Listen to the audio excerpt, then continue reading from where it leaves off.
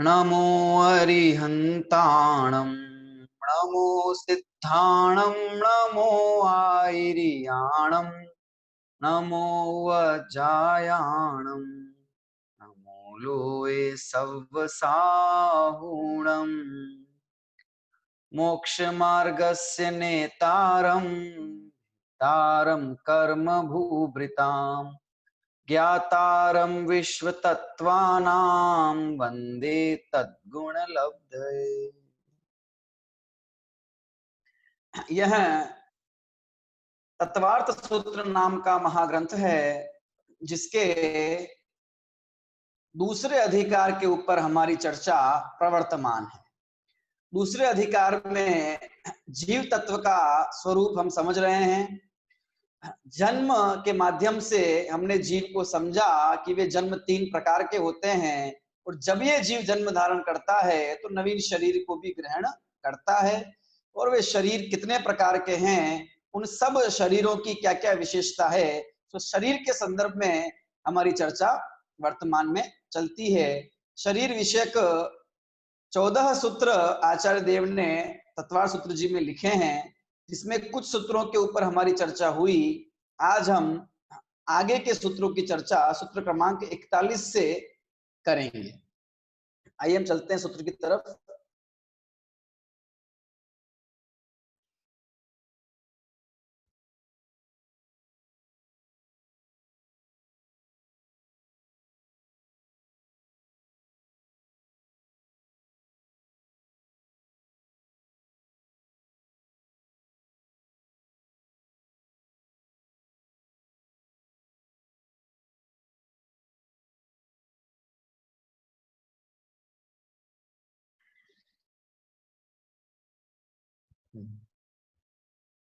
सूत्र क्रमांक 40 तक हमारी चर्चा पूर्ण हुई थी। आज हम सूत्र 41 से पढ़ेंगे।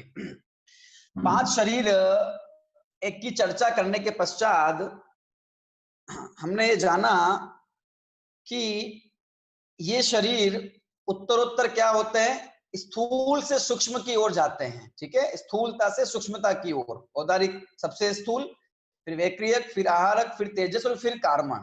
और प्रदेश की अपेक्षा अगर हम देखें, यानी कि इनमें परमाणु की संख्या की अपेक्षा अगर हम इनको देखें, तो ये उत्तरोत्तर बढ़ते जाते हैं, है ना। औदारिक में जितने परमाणु हैं उससे असंख्यात गुना वैक्रियक में, उससे असंख्यात गुना आहारक में, उससे अनंत गुना तेजस में, और उससे अनंत गुना कार्मण में होते हैं। ठीक है, फिर अंत में बाद में ये आया कि ये जो पीछे वाले तेजस और कार्मण शरीर है, ये अप्रतिघाते यानी कि प्रतिघात से रहित होते हैं। तो और इन शरीरों की क्या विशेषता है, तो वो बताते हुए आगे सूत्र क्रमांक 41 में सूत्र दिया गया है, जो तेजस और कार्मण से शरीर से ही संबंधित है। देखिए, सूत्र पाठ करता हूं, सभी ध्यानपूर्वक सुनिएगा।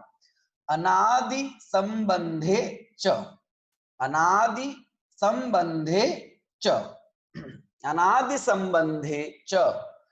सूत्र विच्छेद करते हैं। अनादि डैश संबंधे च। ठीक है, क्या अर्थ हुआ कि वे दोनों शरीर तेजस और कार्बन प्रतिघात से रहित हैं, और कैसे हैं कि अनादि संबंध, अनादि संबंधे, ये दो हैं। ये हमने इसलिए इससे जान लिया कि ये अनादि संबंधे शब्द द्विवचन में लिखा हुआ है। ठीक है, इससे हमें ये चल जाता है पता है कि हाँ, उन दोनों शरीरों की बात चल रही है अभी कि ये दोनों जो शरीर है ये अनादि से संबंध रखने वाले हैं, अनादि संबंध के साथ में हैं। ठीक है, किसके साथ? दोनों आपस में अनादि संबंध वाले कि क्या, कि आत्मा के साथ अनादि संबंध वाले हैं। ठीक है, दोनों का परस्पर भी अनादि संबंध है, और ये आत्मा के साथ अनादि संबंध वाले हैं। ठीक है, सूत्रार्थ क्या है देखिए, आत्मा के साथ अनादि संबंध वाले हैं। सूत्रार्थ हो गया कि कौन, तो वो हम तेजस और कार्मण, जो हम पहले सूत्र से उसको समझते आ रहे हैं ना, पूर्व सूत्र से, वो ग्रहण कर लेंगे। तो पूरा क्या समझेंगे कि तेजस और कार्मण शरीर आत्मा के साथ अनादि संबंध वाले हैं। ठीक है, अभी इसमें च और लिखा हुआ है, च एक, है ना। सूत्र में अनादि संबंध हो गया। च से क्या अर्थ ग्रहण करना है वो हमको समझना है। देखिए, च से हमें ये अर्थ ग्रहण करना है कि ये अनादि संबंध वाले हैं और सादि संबंध वाले भी हैं। यानी आत्मा के साथ तेजस और कार्बन शरीर का संबंध अनादि से भी है और सादि से भी है ना। जब अनादि संबंध लिखा है तो सर्वथा एकांत से अनादि संबंध ग्रहण नहीं करना चाहिए। ये सापेक्ष कथन है। वैसे तो जिनवाणी के सारे कथन सापेक्ष ही, यहाँ विशेष समझना है कि ये किसी अपेक्षा से अनादि संबंध वाले हैं और किसी अपेक्षा से च यानी कि सादि संबंध वाले भी हैं। सर्वथा अनादि संबंध वाले नहीं है और सर्वथा सादि संबंध वाले भी नहीं है। ये अनादि संबंध क्या है और सादि संबंध क्या है, पहले हम ये समझते हैं।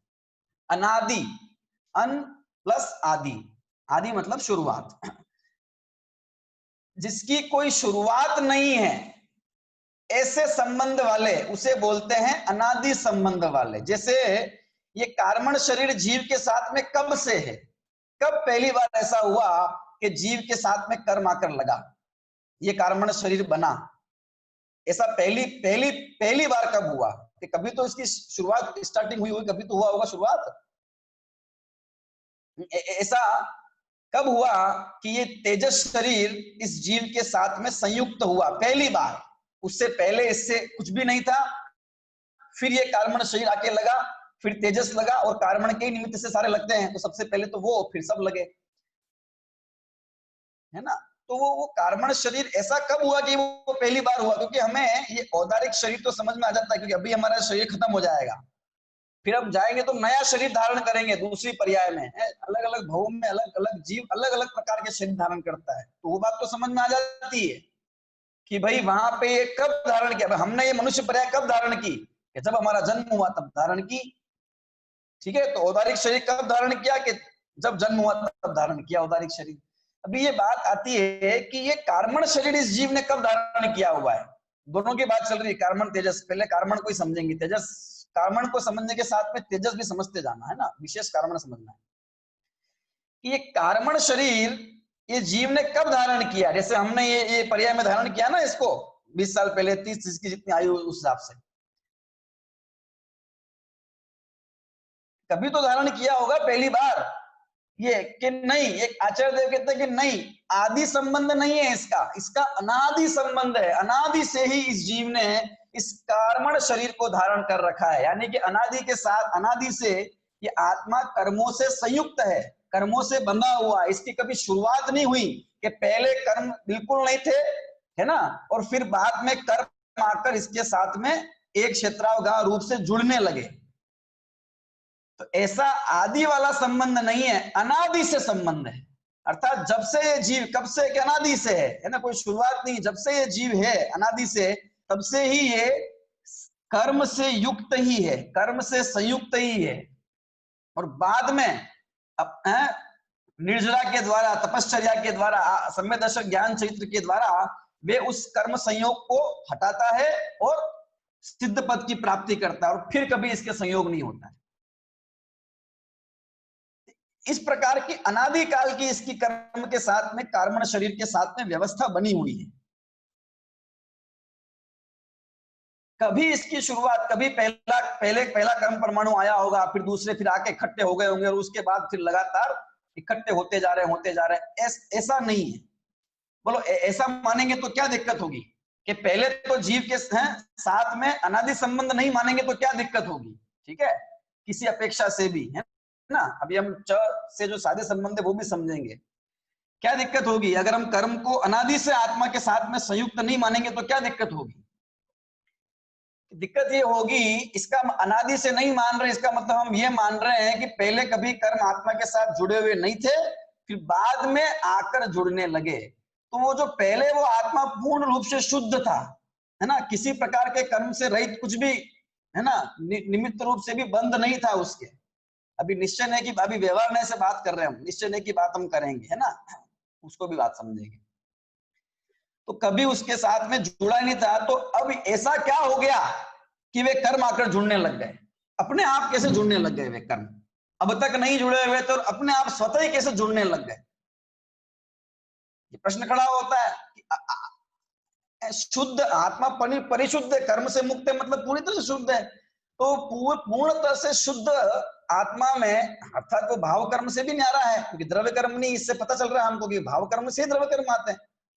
तो वो द्रव्य कर्म नहीं है, मतलब वो भाव कर्म से भी मुक्त है वो जीव इस प्रकार से। तो जब वो भाव कर्म राग द्वेषादि मोहों से मुक्त है, बाहर में ज्ञानावरणादि कर्म भी उसके नहीं है, तो फिर उसके कर्म बंध अचानक कैसे एक दिन कभी किसी समय में हो गया कि बिना ही निमित्त के ऐसे ही हो गया क्या? क्योंकि भाव कर्म है नहीं और द्रव्य कर्म भी नहीं है, तो बिना निमित्त के ऐसे ही हो गया सहज ही।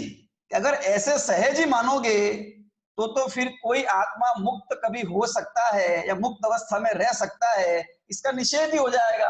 ऐसे तो फिर सिद्ध भगवान जो कर्मों को काट के चले गए हैं, वो फिर कभी वापस संसारी हो सकते हैं, कभी भी उनके कर्म बन सकते हैं। जैसे कि वो पहले वाले शुद्ध आत्मा के बंध गए, फिर वो कर्म बनने लगे। ऐसे तो फिर सिद्ध भगवान की भी प्रसंग आएगा ना कर्मों से बंधने का। फिर वो उग्र तपस्चरण का आत्मिक शुद्धता का क्या मतलब रह जाएगा? फिर तो जीव शुद्ध होता है, पर्याय में शुद्धि प्रकट होती है उसकी, वो कर्म से रहित होता है और वह मोक्ष को प्राप्त होता है, मुक्त होता है, छूटता है कर्मों से।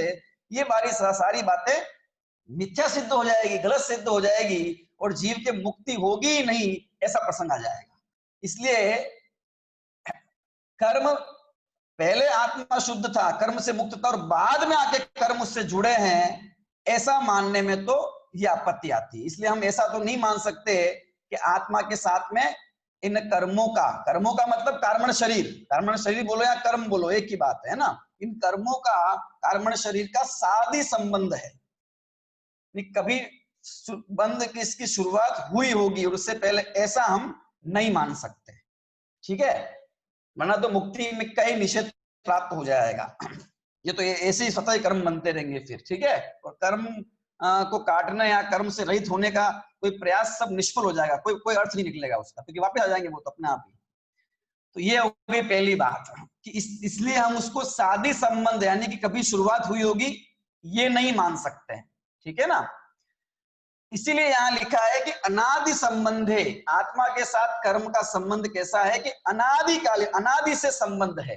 अब दूसरा प्रश्न खड़ा होता है, क्या हम सिर्फ यही माने कि अनादि से संबंध है? क्या सर्वथा ऐसा माना जा सकता है कि कर्मों का आत्मा के साथ में अनादि से संबंध है, यानी कि कर्म अनादि से आत्मा के साथ में है, आत्मा में घुल मिल गए हैं, उसके स्वभाव हो गए हैं? अगर ऐसा मानेंगे, अनादि मानेंगे उसे, तो उसको फिर अपन को अनंत मानना पड़ेगा। जैसे ज्ञान आत्मा में अनादि से है और वो अनंत काल तक रहता है, इस प्रकार से हमें ये मानना पड़ेगा कि कर्म भी अनादि से है और अनंत काल तक रहेंगे।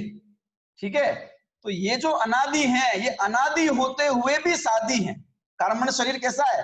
अनादि होते हुए भी सादी है और सादी होते हुए भी अनादि है। ये है जैन दर्शन का अनेकांतवाद, स्यादवाद। ये हर वस्तु में है, सिर्फ ज्ञान नहीं है। किसी भी चीज को समझना हो तो कि आत्मा के साथ में कर्म अनादि से हैं, सर्वथा ऐसा नहीं है, और आत्मा के साथ में कर्म आना कभी शुरू हुए, सर्वथा ऐसा नहीं है। किसी अपेक्षा से आत्मा के साथ में इन कार्मण शरीर और तेजस शरीर का साधी संबंध है और किसी अपेक्षा से इनके साथ में अनादि संबंध है। तो वो अपेक्षा क्या है, कैसे क्या मतलब हुआ उसका? देखिए उदाहरण से समझते हैं। बीज से वृक्ष हुआ कि वृक्ष से बीज होता है? पेड़ से बीज पैदा होता है कि बीज से पेड़ पैदा होता है? क्या होता है? बीज तो पेड़ से ही पैदा होता है ना। बीज पेड़ पे फल लगते हैं, उन फलों में से तो बीज निकलते हैं। तो बीज की उत्पत्ति का कारण क्या है कि पेड़। और वो पेड़ कैसे उगता है कि वो बीज डालते हैं जमीन में, तभी तो पेड़ उगता है। तो अभी तो आप कह रहे थे कि पेड़ से बीज होता है, अभी आप कह रहे हो कि बीज से पेड़ होता है। एक कहो ना, पेड़ से बीज होता है कि बीज से पेड़ होता है? बताओ क्या जवाब है इसका, कि वृक्ष से बीज होता है कि बीज से वृक्ष होता है? यह दोनों अनादि काल से ही एक दूसरे के निमित्त हैं, कि बीज के निमित्त से वृक्ष होता है, वृक्ष के निमित्त से बीज होता है। अनादि काल से, जब से बीज और वृक्ष की सत्ता है, तब से ये चले आ रहा है। पेड़ से बीज है कि बीज से पेड़ है, हम ये सापेक्ष रूप से जानेंगे, अपेक्षा के साथ तो जान सकते हैं, लेकिन सर्वथा ऐसे नहीं कह सकते कि बीज से ही पेड़ और बीज पेड़ से बीज। अनादि है, अनादि से चला आ रहा है ना। ये परंपरा की दृष्टि से देखें अपन कि पेड़ से बीज, वृक्ष से बीज और बीज से वृक्ष, ये परंपरा की दृष्टि से देखें तो अनादि है, ये इनका संबंध चला आ रहा है, ठीक है। लेकिन किसी विशिष्ट पेड़ को अपन कहें कि ये पेड़ किसकी वजह से हुआ, अपन कह सकते हैं कि ये आम का पेड़ है तो किसकी वजह, कि आम के बीज की वजह से हुआ, कहा जा सकता है ना। वो पेड़ तो तभी पैदा हुआ ना, कि वो पेड़ थोड़ी अनादिकाल से है क्या, वो तो तभी उत्पन्न हुआ जब बीज बोया गया, अथवा उस पेड़ के ऊपर आम हुआ, आम की गुठली बीज आया उसका, ठीक है। वो जो बीज है, ये बीज किसके कारण से, क्या कहेंगे, कह सकते हैं कि इस पेड़ से के कारण से ये बीज है ना। क्यों ऐसा कह सकते हैं, क्योंकि वो जो बीज जिस पेड़ के कारण से है, वो पेड़ उसी बीज के कारण से थोड़ी है, वो दूसरा बीज है जिससे वो पेड़ हुआ है ना। तो तब विशेष विशेष वृक्ष और विशेष विशेष बीज को, नए नए बीज और नए नए वृक्ष को देखें तो पेड़ से बीज और बीज से पेड़ होता है, ये हम समझ सकते हैं इस अपेक्षा से।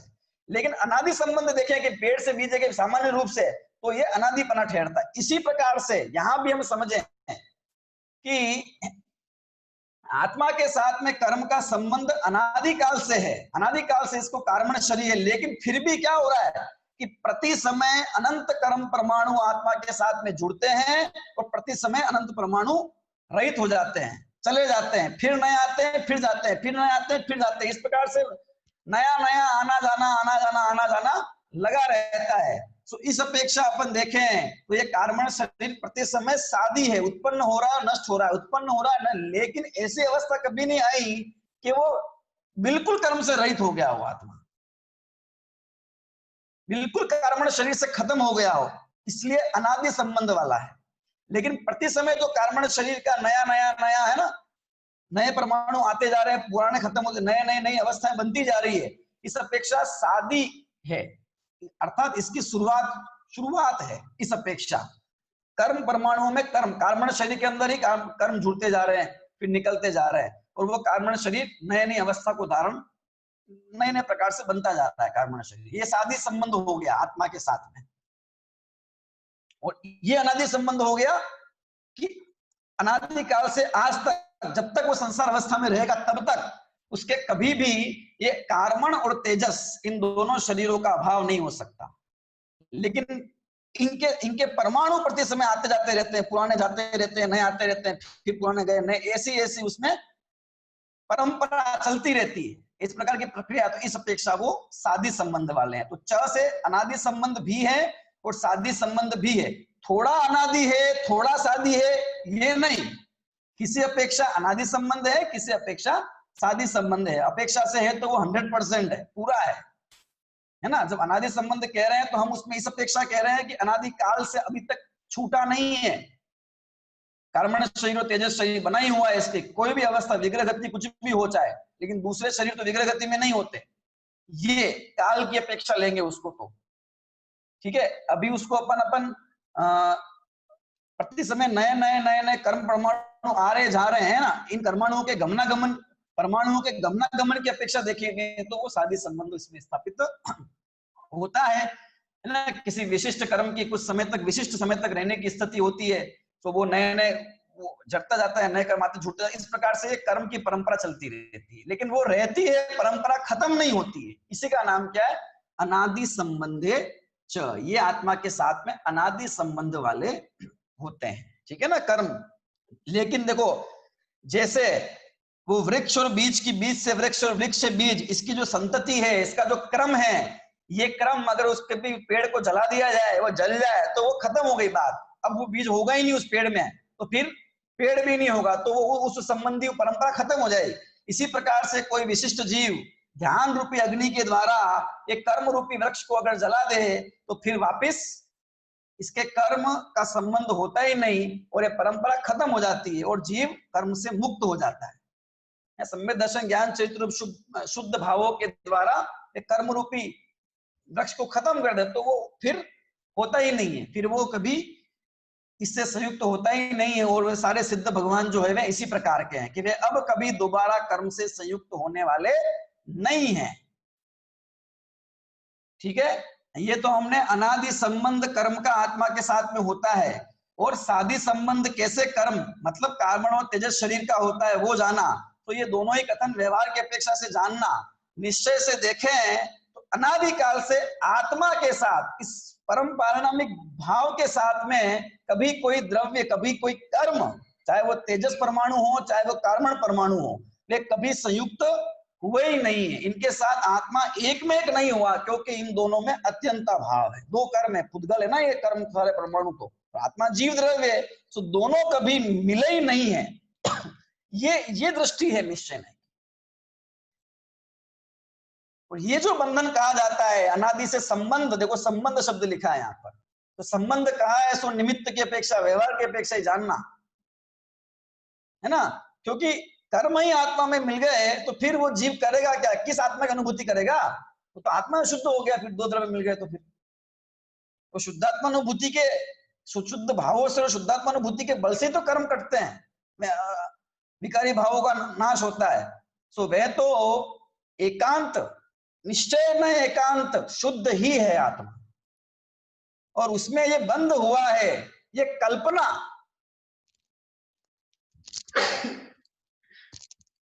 ये जो कल्पना है, ये कल्पना, इसी का नाम मिथ्यात्व है, इसी का नाम बंध है, इसी का नाम संसार है ना। निश्चय से आत्मा में कर्म आते नहीं है ना।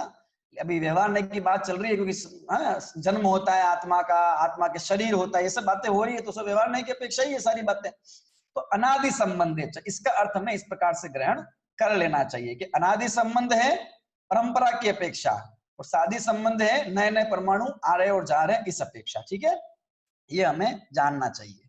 और इसमें जो निश्चय नय की दृष्टि है, ये कभी आत्मा है ना, निश्चय नय की दृष्टि से कर्म से संयुक्त हुआ ही नहीं, मतलब हुआ ही नहीं, ये निश्चय नय की दृष्टि है ना। वो निश्चय नय देख रहा है, निश्चय नय की वजह से संयुक्त नहीं हुआ ऐसा नहीं है, वो हुआ ही नहीं है, और ये बात निश्चय नय जानता है और वो हमें बताता है, वो जीव जानता है इस प्रकार से। ठीक है, अब इसके भाव को ग्रहण करना बहुत अच्छा सूत्र है, एक कलर सूत्र है। हमें इस कर्मों से भेद विज्ञान कैसे करना ये ख्याल में आता है, कैसे ये कर्म मुझसे न्यारे हैं, और कैसे सिद्ध भगवान फिर कभी कर्म के साथ में संयुक्त नहीं होते हैं। ठीक है ना, इसलिए पुरुषार्थ जाया नहीं जाता, वो व्यर्थ नहीं होता है। एक बार गए तो फिर गए कर्म, फिर नहीं आने वाले वापिस। सूत्र क्रमांक 42 देखिए, किस किस के संबंध होता है इसका, ये जो तेजस और कार्बन शरीर है इसका संबंध किस किस के होता है, ऐसा प्रश्न खड़ा होता है ना कि हाँ काल की अपेक्षा तो आपने बात कर दी कि अनादि से संबंध है और सादी से भी है ना, अपनी अपनी अपेक्षाओं से, पर किसके है और किसके नहीं है ये कहो। ठीक है, तो क्या कहते हैं कि सर्वस्य, सूत्र क्रमांक 42 देखिए, सर्वस्य क्या मतलब हुआ इसका, सबके है, क्या मतलब है, सबके है। ठीक है, अब सबके मतलब सब जीवों के, संसारी के भी और मुक्त के भी। मुक्त के तो कर्म, अब वो तो कर्म के संबंध से न्यारे हो गए, ना कार्बन है ना तेजस है, कुछ नहीं है। देखिए जब सबसे पहले जब बात चली थी संसारिणो मुक्ताश्च, ऐसा फिर बाद में संसारी जीव की व्याख्या करना चालू कर दिया है। तो अभी जितना वर्णन चल रहा है ये सब संसारी जीव का चल रहा है। ठीक है, इसलिए सर्वस्व कह के यहाँ पे संसारी जीव का ग्रहण हमें करना है। देखिए सूत्रार्थ क्या है, तथा सब संसारी जीवों के होते हैं, क्या होते हैं कि शरीर के, कौन से, कि वही जो चले आ रहे हैं, अभी बात चल रही है जिनकी, तेजस और कार्बन शरीर। तो सूत्रार्थ को थोड़ा खोलते हैं हम, तथा ये तेजस और कार्बन शरीर सब संसारी जीवों के होते हैं। इस संसार में रहने वाला ऐसा कोई जीव नहीं कि जिसके ये तेजस और कार्बन शरीर नहीं पाए जाते हैं, क्योंकि कर्म से जब ये जीव मुक्त होता है तो वह मुक्त कहलाता है, सिद्ध हो जाता है। ठीक है ना, कर्मों से न्यारा हो जाता है, और संसार अवस्था में सभी जीवों के ये पाए जाते हैं। ठीक है, लेकिन जो वे दूसरे शरीर हैं, वे दूसरे शरीर सब जीवों के नहीं पाए जाते और हर समय नहीं पाए जाते हैं, उनमें समय की अपेक्षा भी हमेशा रहना, सदा काल नहीं पाया जाता है ना। और क्षेत्र की अपेक्षा भी है ना, जीव विशिष्ट जीव द्रव्यों की अपेक्षा भी उसके अंदर हमेशा वे रहते हैं, ऐसी उनकी सद्भावना नहीं होती। लेकिन ये तेजस और कार्मण शरीर ऐसे हैं कि ये सब जीवों के रहते ही रहते हैं, जब तक संसार अवस्था उनकी है तब तक ये रहते ही हैं। और विग्रह गति में भी ये रहते हैं ना, कार्मण का योग होता है विग्रह गति में, और तेजस शरीर भी होता ही है। बस वहां लेकिन ना औदारिक होता है, ना वैक्रियक होता है, ना आहारक होता है, लेकिन ये दो तो होते ही होते हैं। तो इसलिए सर्वस्व मतलब सब संसारी जीवों के होते हैं क्या, कि ये तेजस और कार्मण। तो संसारी जीवों के तो दूसरे भी होते हैं, कि हाँ दूसरे भी होते हैं, लेकिन वे दूसरे हर समय नहीं होते, सदा काल नहीं होते, लेकिन ये सदा काल होते हैं। इस बात को बताने के लिए ये सूत्र विशिष्ट रूप से यहाँ लिखा गया है। ठीक है, तो तेजस और कार्मण शरीर के संबंध में कुछ सूत्र हमने पढ़े, ये 3 सूत्र है ना, 40, 41, 42, इस चार्ट के अंदर उन सूत्र के भाव को समेटा गया। देखिए, तेजस और कार्मण शरीर की विशेषता, सूत्र क्रमांक 40 जो दिया है, अप्रतिघाते। ठीक है, तो ये प्रतिघात से रहित होते हैं, ना तो किसी से रुकते हैं और ना कोई इनको रोक सकता है। ठीक है, सो ये कथन हमें कैसे जानना चाहिए कि लोक के अंत तक, लोकांत तक भी ये जो है बिना किसी प्रतिघात के जाते हैं, जा सकते हैं, और वे दूसरे वैक्रियक आहारक उनमें ऐसी बात नहीं, उनकी अपनी अपनी लिमिटेशन है। अनादि संबंध वाले हैं, ठीक है ना, अनादि संतति की अपेक्षा, वही मतलब वो है ना, हमने समझा अभी जो है ना कि हैं, बने हुए हैं, संतति बनी हुई है बस, जैसे बीज वृक्ष की संतति बनी हुई है। और शादी की निर्जरा, निर्जरा अपेक्षा मतलब नए नए नए नए कर्माट पर परमाणु आते हैं, पुराने पुराने जाते हैं, अपनी अपनी स्थिति पूरी करके जाते रहते हैं, आते रहते हैं, इस प्रकार का। तो ये इस प्रकार से अनादि शादी परंपरा हो गई। ठीक है, और शादी है इसलिए वे शांत हैं। ठीक है, तो तप के बल से और रिद्धि के मतलब अपने रत्नत्रय के बल से भी वे कर्म परंपरा नष्ट होती है, उनकी निर्जरा होती है। और सर्वस्व सभी के हैं ना, सब संसारी जीवों के हैं। ठीक है, ये इसमें मतलब 3 सूत्र से अपन ने समझा है। ठीक है, अब किस जीव के कौन सा शरीर होता है, ये 2 तो सबके होते हैं, ये तो समझ में आ गया हमको कि ये 2 सबके होते हैं। ठीक है, और ये 2 अनादि संबंध वाले, इससे हमें ये पता चलता है कि जो दूसरे हैं वे सबके नहीं होते और उनका संबंध भी अनादि नहीं है, ये हमें ख्याल में आता है। क्योंकि ये सूत्र विशिष्ट इस बात के लिए कहे तो दूसरे जो शरीर है उनकी क्या स्थिति है। ठीक है, इस बारे में ये सूत्र क्रमांक 43वां यहाँ पे आचार्य देव प्रस्तुत करते हैं। देखिए क्या है सूत्र, एक साथ एक जीव के कितने शरीर होते हैं।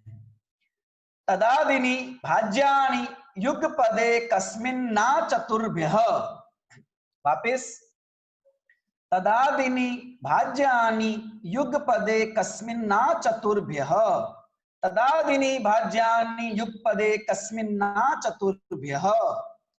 सूत्र विच्छेद करते हैं, सूत्र विच्छेद ध्यान से देखना। तत् प्लस आदिनी, तत् प्लस आदिनी भाज्यानि युगपत प्लस एकस्मिन्, युगपत प्लस एकस्मिन् प्लस आचतुर्भ्यः, आचतुर्भ्यः, तत् प्लस आदिनी भाज्यानि युगपत प्लस एकस्मिन् प्लस आचतुर्भ्यः। सूत्र से इसके अर्थ को समझते फिर सूत्रार्थ देखते हैं। देखिए, एकस्मिन, एक जीव में, एकस्मिन एक जीव में, युगपत एक साथ, एक जीव में एक साथ, तत्, तत् मतलब वह शरीर, वह जो शरीर है वो एक जीव में एक साथ आदिनी, आदि से लेकर, है ना, शुरू से लेकर, और आचतुर्भ्यः, एक से लेकर, आदि से लेकर और चौथे नंबर के शरीर तक, मतलब चतुर्भ्य है, 4 शरीर तक, चौथे नंबर नहीं 4 शरीर तक, भाज्यानि विभाग पूर्वक यानी कि विकल्प पूर्वक जानने चाहिए। क्या हुआ इसका मतलब, देखो कि सूत्रार्थ देखिए, एक साथ एक जीव के तेजस और कार्मण से लेकर 4 शरीर तक विकल्प से होते हैं। ठीक है, एक साथ एक जीव में कितने शरीर होते हैं, कि एक साथ एक जीव में 2 शरीर से लेकर कहां तक होते हैं, 2 शरीर से लेकर 4 शरीर तक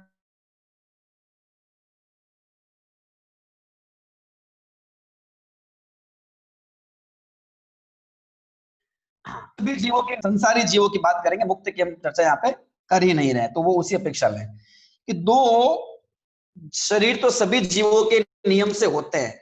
कौन कौन से, कि कार्मण और तेजस, ये तो संसार अवस्था में सदा काल इसके रहते ही हैं, अनादि संबंध से हमने जान लिया, ठीक है। और सर्वस्व से हमने ये जान लिया कि सदा रहते हैं, और सर्वस्व से ये जान लिया कि सबके रहते हैं, ठीक है।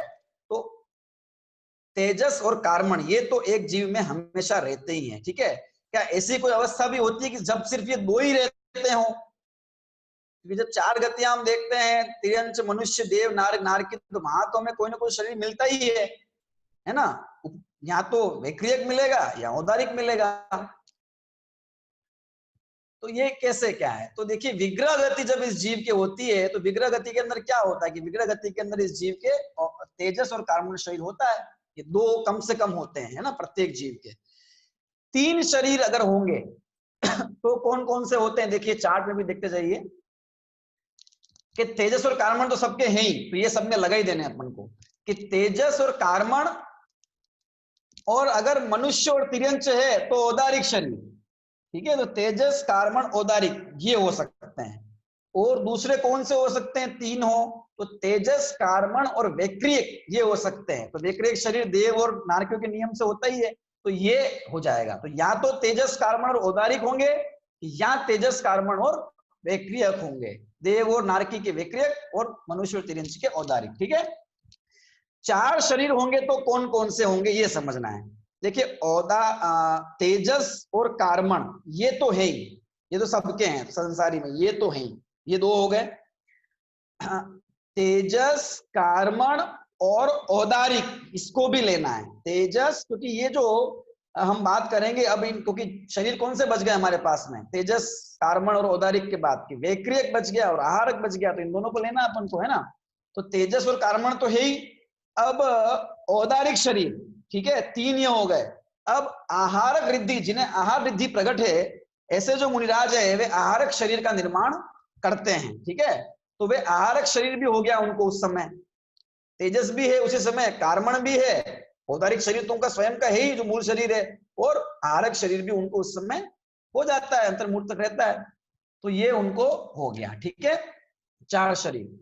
और दूसरी अपेक्षा से 4 शरीर कैसे हो सकते हैं, कि वही तेजस, कार्बन और औदारिक, और जिनके विक्रिया रिद्धि के धारी जो मुनिराज हैं, तो जिस समय में वैक्रियक शरीर बनाते हैं, वैक्रियक शरीर बनाते हैं मतलब वो देव नारकियों वाला वो वैक्रियक नहीं, वो वाला वैक्रियक नहीं, इस औदारिक शरीर का ही विक्रिया रिद्धि के माध्यम से उस प्रकार से वैक्रियक रूप परिणमन होता है। तो ये कोई वैक्रियक नहीं हो जाता है ना, ये औदारिक शरीर की एक विशेषता कही गई, इसलिए औदारिक की है।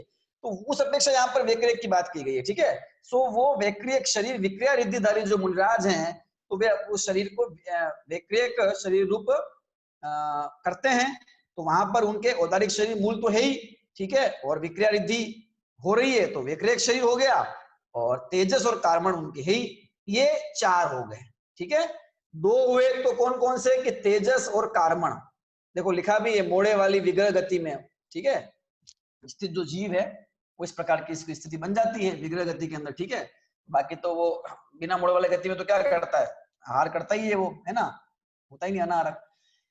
और 3 शरीर तेजस, कार्बन या औदारिक, मनुष्य, त्रियंश, और तेजस, कार्बन और वैक्रियक, देव और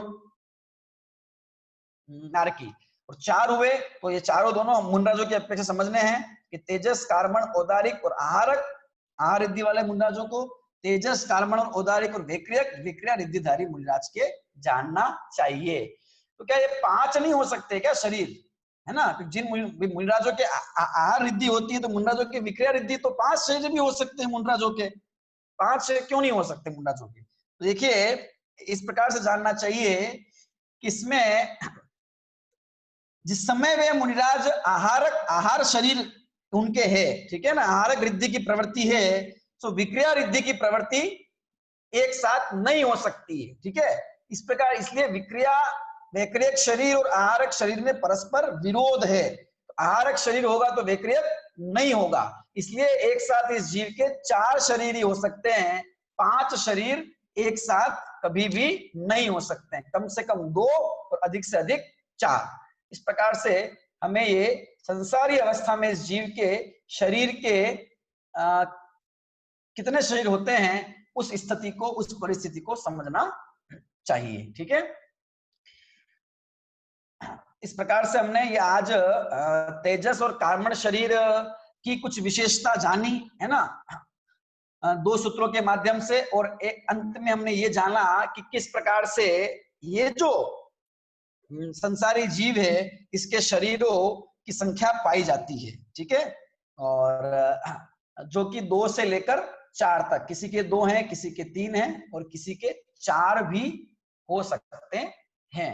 तो ये आहारक और वैक्रिक इतना जानना, जैसे तेजस कार्बन औदारिक सदा काल रहते हैं, तो ये आहारक सदा काल ही रहता है ऐसा नहीं है, ठीक है ना। ये जो है वो रिद्धि द्वारा जब इसका निर्माण करते हैं उस समय पर्यंत ये रहता है, ठीक है। और फिर बाद में वो इसी प्रकार से विक्रिया रिद्धि का ये तो है नहीं कि प्रयोग जीवन भर ही करते हैं, तो जिस समय है उस समय है, बाकी ये 3 तो उनके नियम से बने ही रहते हैं हमेशा। इस प्रकार से हमें इसको जान लेना चाहिए, ठीक है। तो आज हमने सूत्र क्रमांक 41, 42 और 43 इन 3 सूत्रों के ऊपर चर्चा की है। शेष शरीर संबंधी चर्चा हम आगामी कक्षाओं में करेंगे। आज का विषय हम यहीं पर पूर्ण करते हैं। कोई शंका, कोई प्रश्न हो, अगली क्लास आप ज्वाइन करें।